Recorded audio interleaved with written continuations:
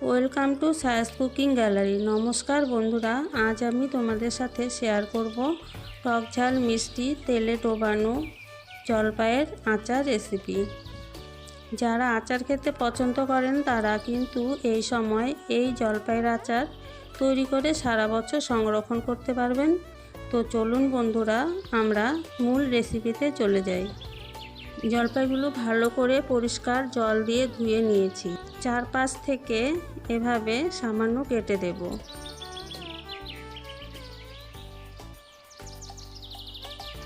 গরম কড়াতে 4 থেকে 5 টিস্পুন সরষের তেল ভালো করে গরম করে নেব।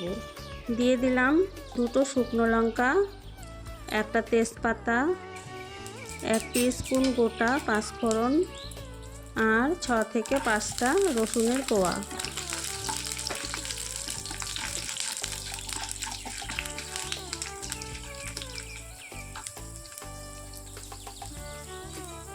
কিছুক্ষণ লাল লাল করে ভেজে নেওয়ার পর দিয়ে দিলাম 1 টিস্পুন আদা রসুন পেস্ট।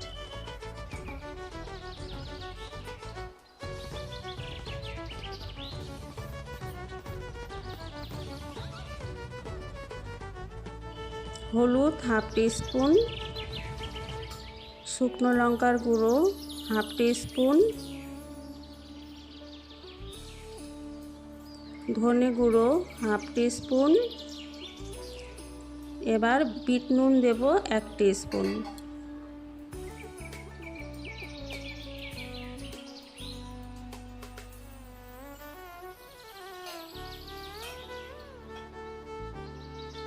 কিছুক্ষণ নাড়াচাড়া করে দিয়ে দেব কেটে রাখা জলপাই।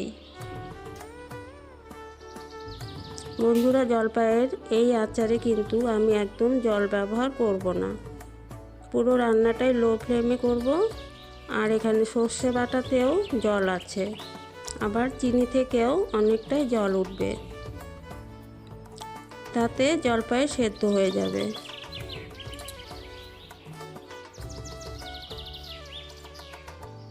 ঢেকে দেব এবার 2 থেকে 3 মিনিটের জন্য।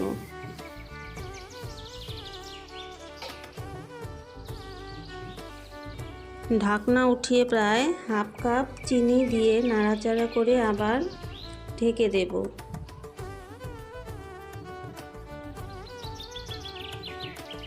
চুলার আঁচ থাকবে মিডিয়াম টু লো ফ্লেমে।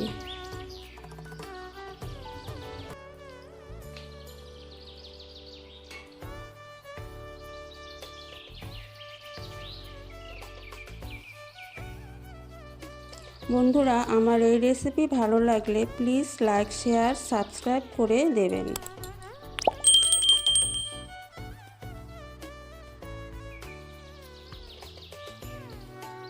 দেড় টিস্পুন সর্ষের বাটা দিয়ে দিলাম, ভালো করে নাড়াচাড়া করে নেব।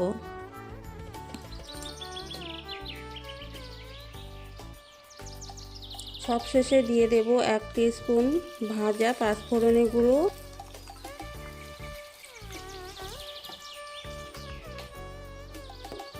1 টিস্পুন ভিনেগার দেওয়ার ভিডিও করতে ভুলে গেছি।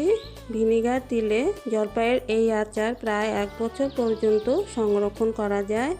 বন্ধুরা, আমাদের এই জলপাইয়ের আচার পুরো রেডি হয়ে গেছে। এবার একটা সার্ভিং বলে সার্ভ করে দেখিয়ে দিচ্ছি। দেখুন কেমন সুন্দর লোভনীয় হয়েছে, খেতেও কিন্তু অসাধারণ হয়।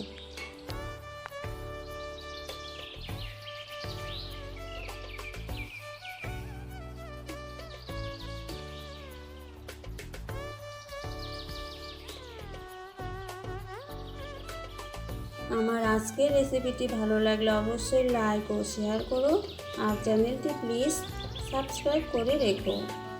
আগামী দিনে তোমাদের সাথে আরও ভালো ভালো রেসিপি শেয়ার করার চেষ্টা করব।